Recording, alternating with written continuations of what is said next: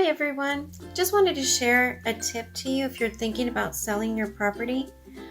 I recently had an experience with a buyer when I was walking through a property, and something very simple, very easy to do, not expensive, caused him to back off and not want to move forward with making an offer.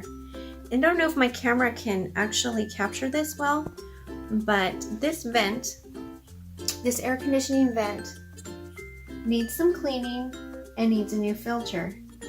It's not too bad, but unfortunately the one that we walked through was pretty dirty, pretty evident, and that was the first thing he saw. And he felt that it was a sign of deferred maintenance. He felt that the house was filthy.